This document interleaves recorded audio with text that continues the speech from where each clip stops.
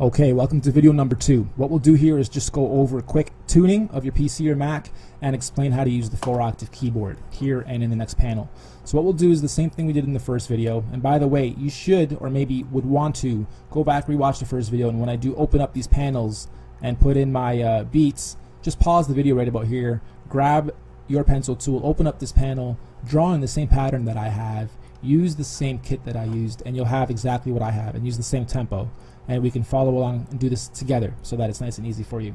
What I want you to understand is tuning your PC or your Mac. What we do in this app is, even though it's cheap to buy, even though it's very easy to use, we're getting a little bit of hate because it does do a lot of what the bigger DAWs do. And what I want you guys to do is look at this as more of a over-the-top beat maker than an underdeveloped full-scale DAW, because you'll never replace a $50,000 studio with a $29 or $30 or $100 even software app, but we've packed in as much as we can here. We utilize broadcast quality sound. It's not MP3, it's 44.1 wave stereo 16-bit. So for every bar, right here's 2 bars that we've drawn in, for every half of this, and there's 16 slots for you to put in a variation of 10 sounds over each other. So even right here, that's a bunch of memory and a bunch of big files and data being called.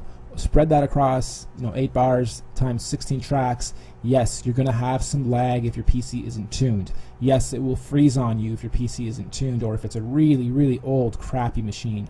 You have to understand that we do use broadcast quality files. You would want to at least try to get your PC or your Mac optimized for great studio use. So again, Google tune my PC for audio, tune my PC for music production, tune my PC for rich media production, and follow the tutorials to make sure that your PC or Mac is tuned to the top when it comes to audio production and big files.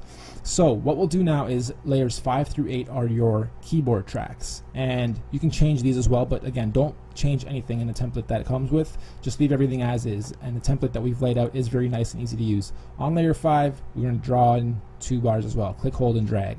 Okay, now go back to your arrow, and we can just drag this loop node back. If you don't know what that is, I'll show you in a second, but I'm going to drag it back to here. That's just going to enable me to loop just that bit or play the whole track. So I just want to loop that bit. And one other thing I'll note is, for those of you noticing that once you get to the end of your loop, it kind of catches here, or it doesn't go back properly before it loops, you lose your your head nod. Don't worry about it, because when you first build your 2 bars, all you're going to do later is grow your bar count and duplicate them and do what we did here. So you have no problem when it comes to looping, because you don't need to. You have a full track to play with eventually, or just quickly draw in and duplicate so that you have 8 or 16 bars. At least then you can have it pretty much timed for that amount of time. Here you can change this by a BPM or 2. That sometimes relieves the glitch that some of you guys are having, or bringing this back to 120 sometimes makes sure that it loops perfectly as well. But again, I don't really worry about it, because once I have my first bit in, I simply draw in the rest, duplicate, and I don't have to worry about this perfect loop at the beginning.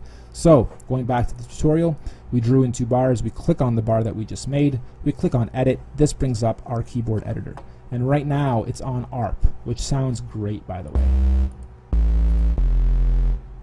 You can click on edit, which pulls up this panel, or you can click on P, which pulls up this panel, and this is all your categories. Might be a bit hard to see. Let me close that up. So we drew in our things, we click on P, this pulls up our categories. We can open up each category and then choose something within it. It's a great combination of beautifully mastered stereo image samples. We're on ARP. We open this up again. Now the Q on the keyboard you type with is this C. Okay, so Q going upwards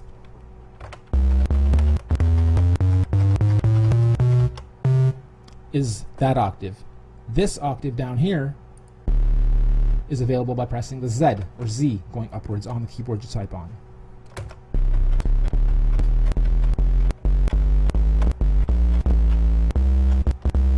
Okay, so what we can do is, while this is even playing, we can think of what we want to use for a bass line.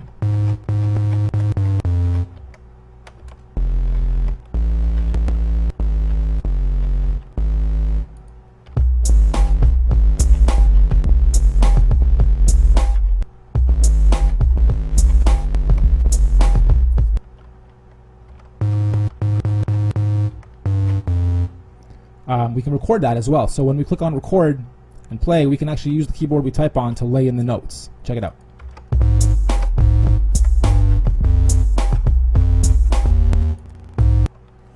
stop it, click on your arrow, move them around if you know that they're off or they should be somewhere else on a different bit of the 16.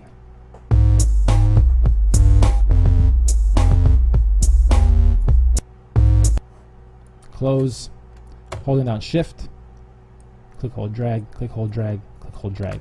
So now again, we have 8 bars, put our loop back on, move this back out. We have a simple bass line that we just drew in.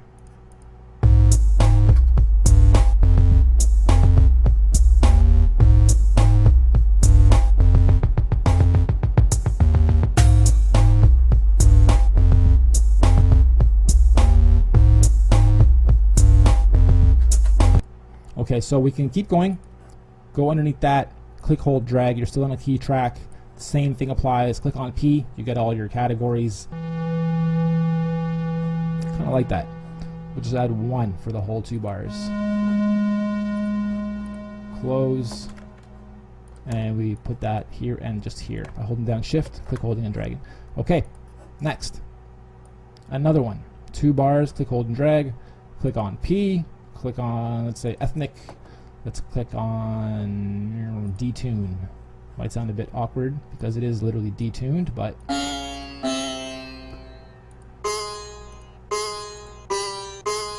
why not?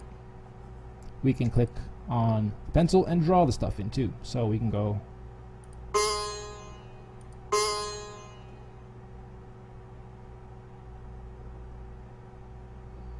a little bit complicated at first because you're looking at where to drop the note and you're looking at here to see which note's highlighted and you're making sure that it all makes sense. So take your time with it. There's no rush. Just make sure that the beats sound hot and the patterns you choose are nice. So already we have a very simple track coming into place, even though it's 8 bars. Okay, maybe I want to get rid of this guy and this guy, so it's only playing here and here. Another thing I forgot to mention is the tracks down here. These 16 are these 16, and it basically allows you to change the volume of each track, or solo or mute each track. So if I don't want one of these drum tracks, let's say number 2, I can simply mute number 2, and that'll mute. Let's click record off. Check it out.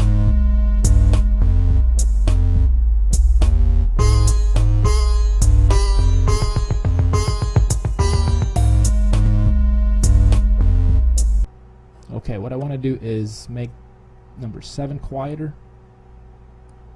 What I want to do is unmute number 2 because that sounds really nice.